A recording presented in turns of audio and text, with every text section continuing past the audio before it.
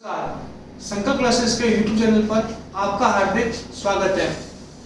शुरू करते हैं अपन आज की करंट अफेयर की क्लास। लेकिन आज की क्लास शुरू करने से पहले जो कल मैंने आपको 5 क्वेश्चंस दिए थे, अपन उनके बारे में डिस्कस करते हैं। देखिए, यह है कल के 5 क्वेश्चंस जिनको अपन आज डिस्कस करते हैं। और अभी मैं कल के लिए आपको 5 क्वेश्चन और दे रहा हूँ, ठीक है। देखिए, यह है सबसे पहले कल के क्वेश्चंस। पहला क्वेश्चन है, वैश्विक बौद्धिक संपदा संगठन का डायरेक्टर जनरल कौन है। देखिए, यह एक संगठन है, अपन इसको इंग्लिश में बोलते हैं वीपो। इसको अपन इंग्लिश में बोलते हैं वीपो। वीपो मतलब world intellectual property organisation. Hindi में नाम है वैश्विक बौद्धिक संपदा संगठन। इसकी स्थापना हुई थी 1967 में। इसका जो हेडक्वार्टर है वह है जिनेवा।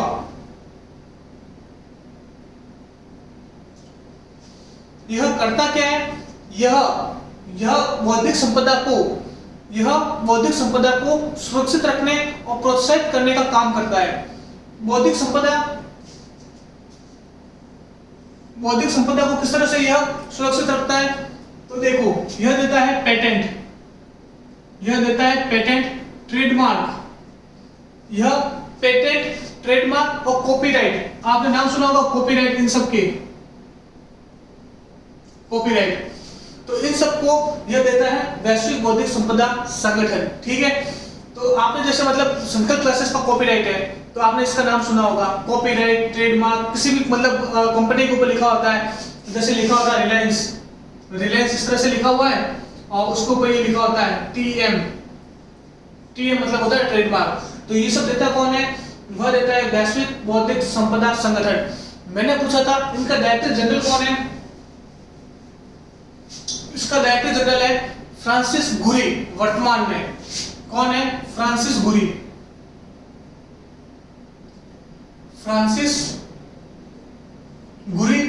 अभी है वर्तमान में, लेकिन यह कुछ समय बाद रिटायर्ड होने वाले हैं। इनके रिटायरमेंट के बाद दारेन तांग, नाम क्या है उनका, दारेन तांग आने वाले डायरेक्टर जनरल होंगे। दूसरा, नमस्ते ओरछा त्योहार का आयोजन कौन से राज्य में होता है। तो ध्यान रखना, जो नमस्ते ओरछा त्योहार है वह मनाया जाता है मध्य प्रदेश में। कहां बनाया जाता है, मध्य प्रदेश में। मध्य प्रदेश की राजधानी भोपाल, इंदौर यहाँ का एक शहर है जो स्वच्छ सर्वेक्षण 2019 में टॉप किया। मध्य प्रदेश के सीएम शिवराज सिंह चौहान और यहाँ के गवर्नर लालजी टंडन। क्लियर ये सब बातें। अगला है, मॉरिशस के नए राष्ट्रपति कौन बने हैं। देखिए, मॉरिशस के जो नए राष्ट्रपति बने हैं उनका नाम है पृथ्वीराज सिंह रूपड़। क्या नाम है,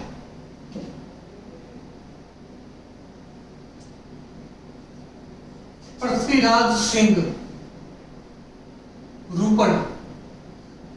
सिंह रूपड़ मॉरिशस के नए प्रेसिडेंट मतलब हो गया राष्ट्रपति,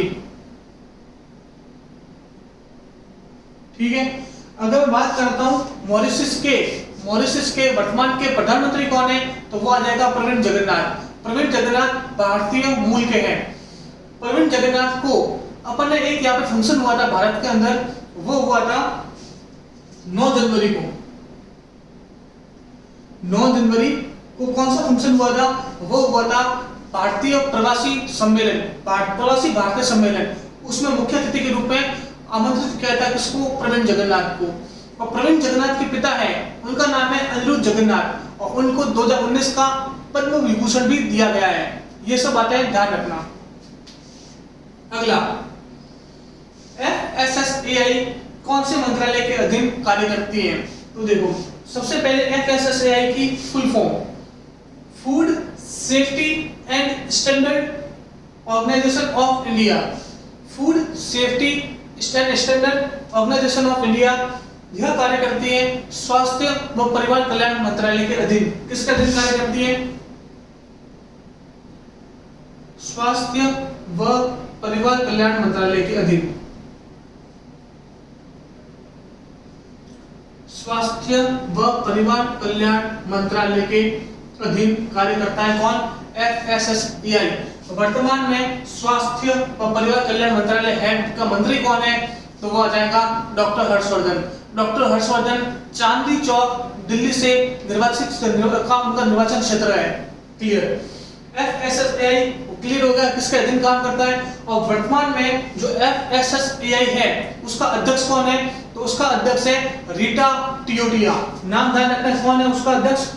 वह है रीता टियोटिया।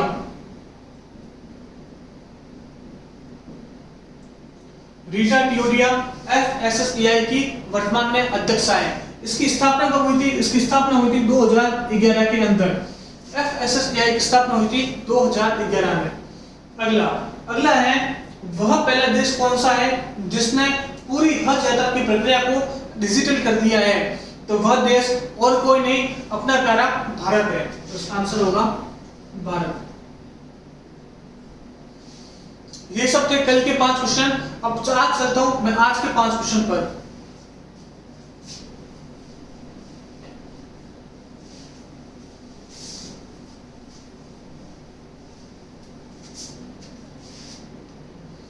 देखिए पहला क्वेश्चन है ऑरेंज द वर्ल्ड।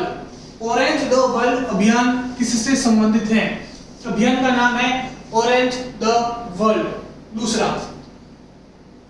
कौन से राज्य ने अपनी नई कृषि नीति 2020 और उस कृषि नीति का नाम क्या है? उसका नाम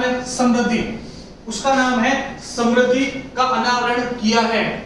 कौन से राज्य ने अपनी नई कृषि नीति उसका नाम है समृद्धि का अनावरण किया है? तीसरा, भारत वंदना पार्क कहाँ बन रहा है?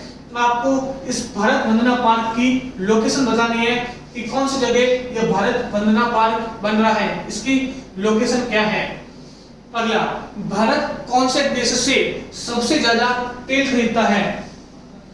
भारत कौन से देश से सबसे ज्यादा तेल खरीदता है? और अगला 5वां क्वेश्चन है, भारत कौन से देश से सबसे ज्यादा प्राकृतिक गैस नेचुरल गैस खरीदता है? यह आज के 5 क्वेश्चन हैं और इनका आंसर आपको नीचे कमेंट बॉक्स में विद डिटेल एक्सप्लेनेशन देना है। क्लियर? अब आज चलता हूं आज की करंट अफेयर क्लास में और उसमें सबसे पहला क्वेश्चन,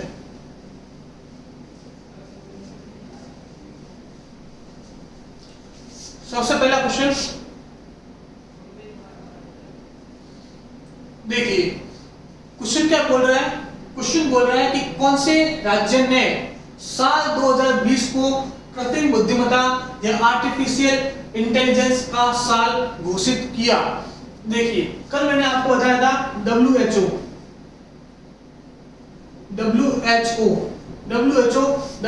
ने साल 2020 को किसका साल घोषित किया था? नर्सों तथा मिडवाइफ का वर्ष। किसका वर्ष घोषित किया था? नर्स तथा मिडवाइफ का साल। नर्स तथा मिडवाइफ का साल घोषित किया था। मैंने आपको बताया था कि क्यों किया था, क्योंकि फ्लोरेंस नाइटिंगेल की 200वीं जन्मतिथि थी, अतः उनको श्रद्धांजलि देने के लिए WHO ने साल 2020 को नर्स तथा मिडवाइफ का साल घोषित किया। उसी तरह एक राज्य है जिसने 2020 का साल कृत्रिम बुद्धिमत्ता मतलब आर्टिफिशियल इंटेलिजेंस का साल घोषित किया है, और वह राज्य कौन सा है? और वह राज्य है तेलंगाना। तेलंगाना ने साल 2020 को आर्टिफिशियल इंटेलिजेंस अर्थात कृत्रिम बुद्धिमत्ता का साल घोषित किया। बात करता हूं हैदराबाद की, बात करता हूं तेलंगाना की। तेलंगाना की जो राजधानी है वह है हैदराबाद। तेलंगाना की जो राजधानी है वह है हैदराबाद। उसके बाद दूसरा क्वेश्चन, तेलंगाना के जो सीएम है उनका नाम है के चंद्रशेखर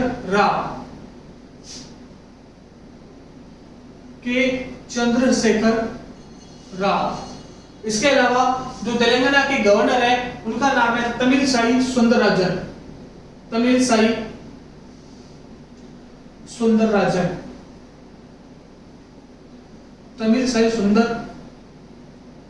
राजन, तमिलसाई सुंदरराजन तेलंगाना के गवर्नर है। इसके अलावा यह भी बात ध्यान रखना आप, हैदराबाद को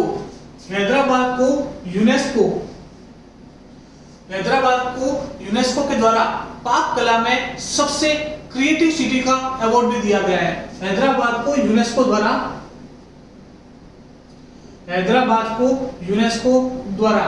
पाक कला में, किसमें? पाक कला मतलब भोजन बनाने की कला। पाक कला में सबसे क्रिएटिव सिटी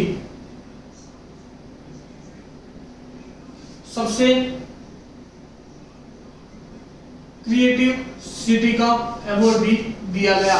ठीक है। इसके अलावा मैंने आपको बताया था कि हैदराबाद के अंदर बायो एशिया समिट 2020 में हुआ। मेरी पिछले क्लासों में मैंने डिस्कस किया है इसके बारे में। ये सब बातें आपको क्लियर हुई होगी, उम्मीद करता हूं। अब चलता हूं अगले सवाल पर।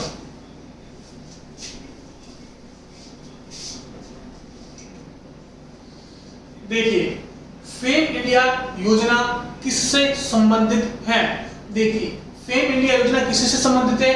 ये 4 ऑप्शन है आपके सामने।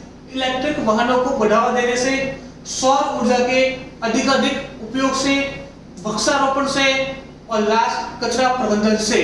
देखिए, फेम की फुल फॉर्म क्या होती है वो ध्यान रखना पड़ेगा आपको। फेम की फुल फॉर्म होती है faster adoption and manufacturing of electric vehicle. लिख रहा हूं मैं यहां पे, फास्टर एडॉप्शन एंड मैन्युफैक्चरिंग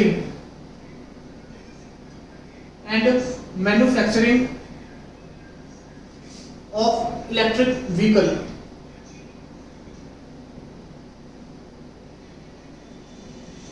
मतलब प्रदूषण कम करने के लिए इलेक्ट्रिक वाहनों और हाइब्रिड वाहनों का उपयोग करने से संबंधित है फेम इंडिया स्कीम। तो इसका आंसर होगा ए। इसकी फुल फॉर्म थोड़ा ध्यान रखना। फास्टर मतलब तेजी से, एडॉप्शन मतलब अपनाना, manufacturing banana of electric vehicle मतलब इलेक्ट्रिक वाहनों को या इलेक्ट्रिक गाड़ियों को बनाने से संबंधित है फेम इंडिया। ठीक है। इसलिए इससे क्या होगा, इस फेम इंडिया से जो भारत में प्रदूषण का लेवल बढ़ रहा है वह कम होगा। अभी एक रिपोर्ट जारी हुई थी, उसमें दुनिया के सबसे 20 प्रदूषित शहरों की सूची आई थी। उसमें आपको जानकर आश्चर्य होगा कि 14 शहर भारत के थे। उसी के बाद जो फेम इंडिया स्कीम लॉन्च की गई, इसका जो पहला चरण था वह लॉन्च हुआ था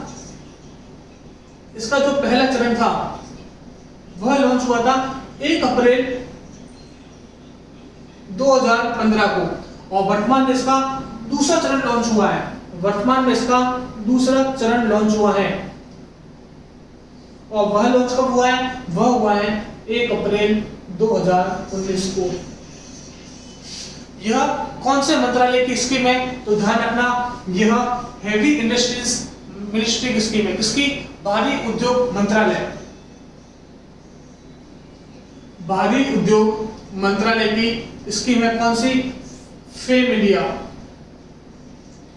ठीक है, भारी उद्योग मंत्रालय की स्कीम है फेम इंडिया। अब आपको बताना है भारत में वर्तमान में हेवी इंडस्ट्रीज मिनिस्टर या भारी उद्योग मंत्री कौन है, यह आपको नीचे कमेंट बॉक्स में इसका आंसर देना है। चलता हूं अगले सवाल पर।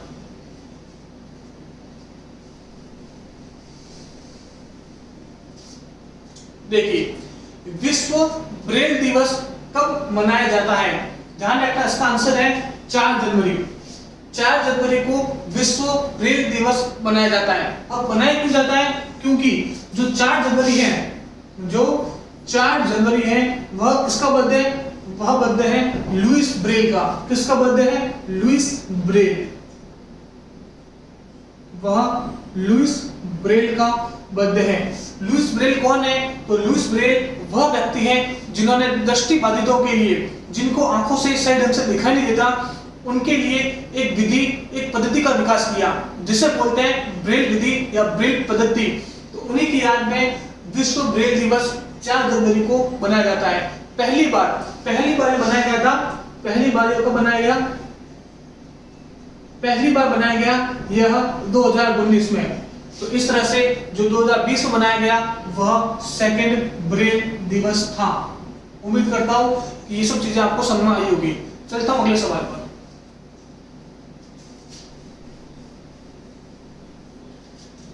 देखिए, दिशा अधिनियम का संबंध कौन से राज्य से है? अधिनियम का नाम क्या है? दिशा अधिनियम। ठीक है, ध्यान रखना। देखो, इसका नाम दिशा क्यों दिया? आपने सुना होगा नवंबर 2019 के अंदर हैदराबाद के अंदर एक रेप केस हुआ था। एक रेप केस हुआ था हैदराबाद में। उसको, उस जिस लड़की का रेप हुआ था उसको दिशा के नाम से संबोधित करके, जिस लड़की का रेप हुआ था उसको दिशा के नाम से संबोधित करके आंध्र प्रदेश ने एक अधिनियम और एक एक्ट लागू किया, उसको अपन बोलते हैं दिशा अधिनियम। अब थोड़ा बहुत ध्यान रख लो, इस दिशा अधिनियम के अंतर्गत है क्या? दिशा अधिनियम के अंतर्गत है, देखो ये राज्य कौन सा हो गया? वह तो हो गया आंध्र प्रदेश। अब इस दिशा अधिनियम के अंतर्गत है क्या, कौन कौन सी चीजें हैं? तो देखो, इसमें क्या होता है? त्वरित न्याय दिलाने के लिए, त्वरित न्याय दिलाने के लिए, त्वरित न्याय दिलाने के लिए। अब त्वरित न्याय किसको दिलाना है? वो दिलाना है रेप विक्टिम को और ऐसे अटैक लोगों को, जो महिलाएं, जो लड़कियां रेप विक्टिम होती हैं, रेप की शिकार होती हैं या एसिड अटैक की शिकार होती हैं, उनको एक महीने के अंदर न्याय दिलाने के लिए आंध्र प्रदेश की सरकार ने दिशा अधिनियम शुरू किया। इसके अलावा इसमें क्या होता है? दिशा अधिनियम के अंतर्गत 7 दिन के अंदर जांच पड़ताल इन्वेस्टिगेशन करके 14 दिन के अंदर सारी ट्रायल वायल करके 1 महीने के अंदर जो रेप विक्टिम है उनको न्याय दिलाने का सरकार का मकसद है। बात करेगा थोड़ी आंध्र प्रदेश की, तो आंध्र प्रदेश के जो सीएम है वो है जगन मोहन रेड्डी। आंध्र प्रदेश के जो गवर्नर है उनका नाम है हरिश्चंद्रन। इसके अलावा आंध्र प्रदेश की 3 राजधानियां हैं। कौन कौन सी? विशाखापट्टनम, कुर्नूल और अमरावती। विशाखापट्टनम कार्यकारी राजधानी, अमरावती विधायी राजधानी और कुर्नूल न्यायिक राजधानी। ये सब बातें मैंने आपको कितनी बार बता दी है। अब चलता हूं मैं अगले सवाल पर। देखो, कृष्णापट्टनम बंदरगाह कौन से राज्य में है? देखिए, बंदरगाह कहाँ होता है? बंदरगाह वहां होता है जिस राज्य में उसकी समुद्र सीमा टच हो रही होती है। जैसे यह भारत का मैप है, तो भारत में कौन कौन से राज्य की समुद्र सीमा टच होती है? तो देखो, समझने से पहले मैं आपको बताता हूँ कौन कौन से राज्य हैं। तो सबसे पहला राज्य है, मैं यहां से चालू करता हूँ ईस्टर्न से, तो सबसे पहला राज्य है गुजरात, उसके बाद महाराष्ट्र, उसके बाद गोवा, फिर कर्नाटका, फिर तमिलनाडु, कर्नाटक के बाद तमिलनाडु के बाद आंध्र प्रदेश के बाद ओडिशा और ओडिशा के बाद वेस्ट बंगाल। कितने स्टेट हो गए? 1 2 3, यहाँ पे केरल नहीं लिखा, एक यहाँ पे आ जाएगा केरल। 1 2 3 4 5 6 7 8 9, तो 9 राज्य हैं जिनकी 9 भारतीय राज्य हैं जिनकी समुद्री सीमा टच होती है। तो मैंने क्वेश्चन पूछा है कृष्णापट्टनम है आंध्र प्रदेश के अंदर। कृष्णापट्टनम कहाँ है? वो है आंध्र प्रदेश के अंदर। आंध्र प्रदेश में कृष्णापट्टनम के अलावा कौन कौन से हैं? तो ध्यान रखना, विशाखापट्टनम भी आंध्र प्रदेश के अंदर है। जो विशाखापट्टनम पोर्ट है वह भी आंध्र प्रदेश के अंदर है। क्लियर? उसके बाद मैं बात करता हूं महाराष्ट्र में है एक जवाहरलाल नेहरू पोर्ट। कौन सा पोर्ट है? Jawaharlal Nehru port trust. इसके अलावा महाराष्ट्र में एक पोर्ट और बन रहा है और यह बहुत महत्वपूर्ण है, और उस पोर्ट का नाम ध्यान रखना, उस पोर्ट का नाम है वधावन पोर्ट महाराष्ट्र में वर्तमान में निर्माणाधीन है। ठीक है। इसके अलावा गुजरात में कांडला पोर्ट हो गया और मुंद्रा पोर्ट हो गया। कौन कौन से पोर्ट है? कांडला और मुंद्रा, यह 2 पोर्ट है गुजरात के अंदर। इसके अलावा तमिलनाडु के अंदर एक पोर्ट ध्यान रखना, तमिलनाडु के अंदर एक पोर्ट है तूतीकोरिन पोर्ट कहाँ है? वह है तमिलनाडु के अंदर। तूतीकोरिन पोर्ट तमिलनाडु के अंदर। केरल के अंदर एक पोर्ट है और उसका नाम है कोची। कोची पोर्ट है केरल के अंदर, कोची पोर्ट है केरल के अंदर। उड़ीसा के अंदर एक पोर्ट ध्यान रखना, उड़ीसा के अंदर है पारादीप पोर्ट, पारादीप पोर्ट उड़ीसा के अंदर। बहुत बार क्वेश्चन पूछा गया है कि पारादीप पोर्ट कौन से राज्य में है, तो ध्यान रखना पारादीप पोर्ट उड़ीसा के अंदर है। वेस्ट बंगाल, वेस्ट बंगाल के अंदर एक पोर्ट है, उसका नाम है हल्दिया पोर्ट, हल्दिया पोर्ट है वेस्ट बंगाल के अंदर। इस तरह से यह 9 राज्य है और 9 राज्यों में कौन कौन से पोर्ट है, कौन कौन से बंदरगाह है, मैंने आपको क्लियर कर दिए। कृष्णापट्टनम कहाँ है, कृष्णापट्टनम कहाँ है, वह है आंध्र प्रदेश के अंदर। चलता हूं अगले सवाल पर।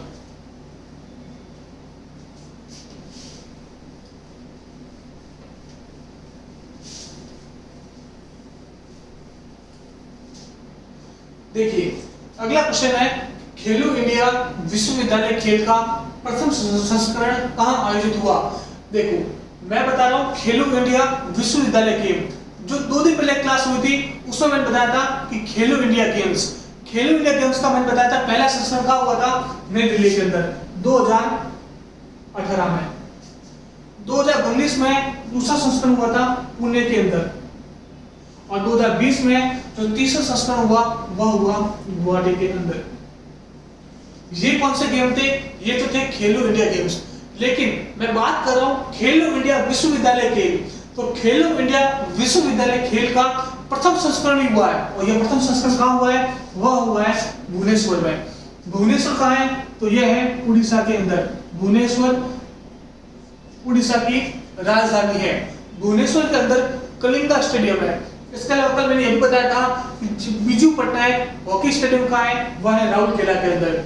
उड़ीसा के जो सीएम है वह है नवीन पटनायक, गवर्नर है गणेशी लाल। इसके अलावा यहाँ पर जो नेशनल पार्क है वह है भितरकनिका और सिमलीपल नेशनल पार्क। उड़ीसा के अंदर एक झील है, उस झील का नाम है चिल्का झील, जो दुनिया की एकमात्र कोस्टल दुनिया की सबसे बड़ी कोस्टल लगून झील है।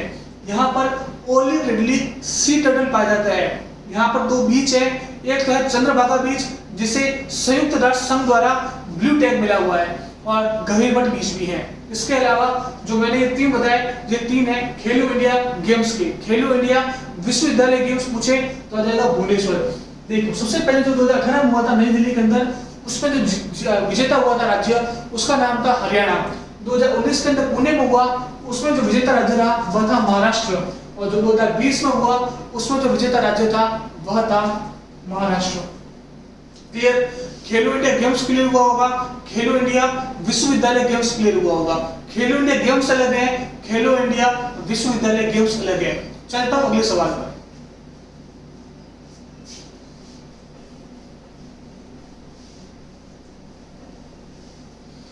देखो अगला क्वेश्चन है कि इंटरनेशनल टेबल टेनिस फेडरेशन, इसको शॉर्ट में बोलते हैं अपन, संक्षिप्त रूप है इसका ITTF, मतलब इंटरनेशनल टेबल टेनिस फेडरेशन की ताजा रैंकिंग में अंडर 21 मतलब 21 आयु से नीचे में दुनिया में नंबर 1 खिलाड़ी बनने वाला भारतीय कौन है। तो ध्यान रखना, भारत के लिए बहुत गौरव की बात है, चाहे अंडर 21 ही क्यों नहीं हो, लेकिन दुनिया में नंबर 1 जो प्लेयर है वह भारतीय है और उसका नाम है मानव ठक्कर। मानव ठक्कर टेबल टेनिस प्लेयर है और यह अभी वर्तमान में अंडर 21 दुनिया में नंबर 1 रैंक पर है। मानव ठक्कर कौन से राज्य से है, तो आ जाएगा राजकोट, गुजरात से संबंधित है। कहां से बिलोंग करते हैं, यह है राजकोट, गुजरात। अगर आपको क्वेश्चन ऐसा नहीं देगा तो पूछ लेगा कि मानव ठक्कर कौन से खेल से संबंधित है, तो आपको आंसर देना पड़ेगा कि वह टेबल टेनिस से संबंधित है। इसके अलावा जो इंटरनेशनल टेबल टेनिस फेडरेशन है, इंटरनेशनल टेबल टेनिस फेडरेशन, इसका जो हेडक्वार्टर है वो है लुजाने।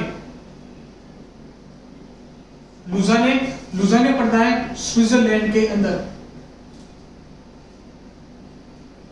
लुजाने पड़ता है स्विट्जरलैंड के अंदर। लुजाने के अंदर ही इंटरनेशनल ओलंपिक कमेटी का भी हेडक्वार्टर है, जिसके मुखिया कौन है, उसके मुखिया है थॉमस बाक। उम्मीद करता हूं ये सब चीजें क्लियर हुई होगी। और जो ये 3 प्लेयर और है, ये जो 3 प्लेयर है, शरद कमल, मनिका बत्रा और जी साथियान, ये भी टेबल टेनिस के प्लेयर ही हैं। ये भी टेबल टेनिस के प्लेयर ही हैं। पूछ लेगा कि किसी का भी नाम देके कि यह कौन से खेल से संबंधित है, तो आपको पता होना चाहिए कि यह टेबल टेनिस के प्लेयर हैं। चलता हूं अगले सवाल पर।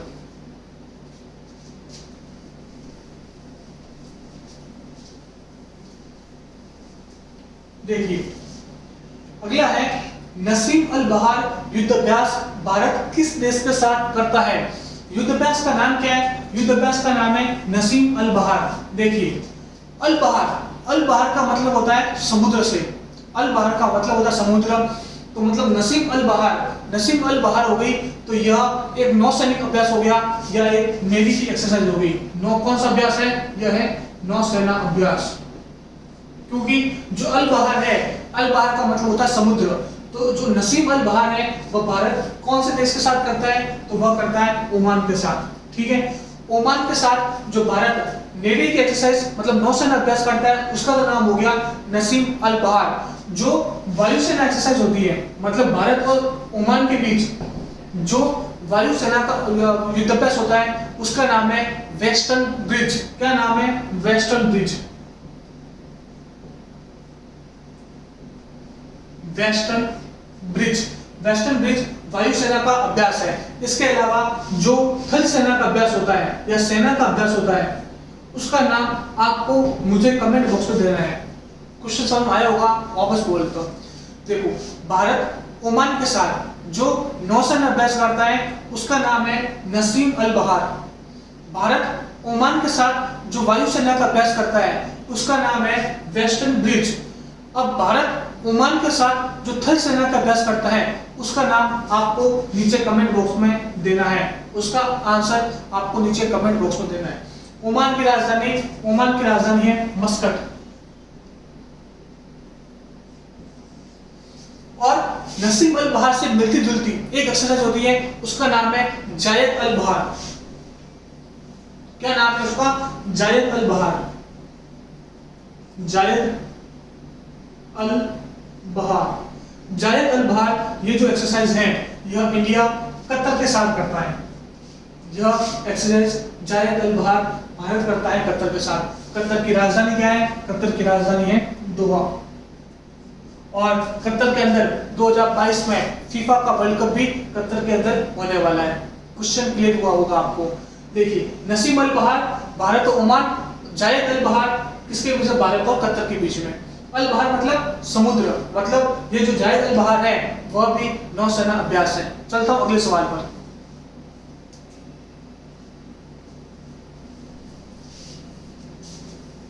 देखिए, बहुत महत्वपूर्ण सवाल है यह, बहुत महत्वपूर्ण सवाल है। क्वेश्चन क्या बोल रहे हैं कि भारत के किस राज्य को बाज की राजधानी मतलब falcon capital of the world, Bharat की ही नहीं दुनिया की बाघ की राजधानी बोला जाता है। बाज को अपन इंग्लिश में बोलते हैं फैल्कन, क्योंकि यहाँ पर लगभग 10 लाख बाज है। कितने बाज है? 10 लाख बाज है। इसी कारण अपन जो नागालैंड है उसको दुनिया में बाज की राजधानी बोलते हैं, falcon capital of the world. कौन है? तो वह है नागालैंड। नागालैंड की जो राजधानी है वह है कोहिमा। नागालैंड की जो राजधानी है वह है कोहिमा। नागालैंड के जो गवर्नर हैं उनका नाम है आर.एन. रवि। इसके अलावा जो नागालैंड के सीएम है उनका नाम है नेफ्यू रियो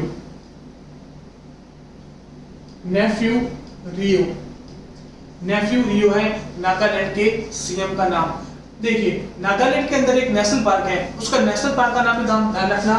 क्या है? Natkangi national park. क्या नाम है? Natkangi national park. नटकांगी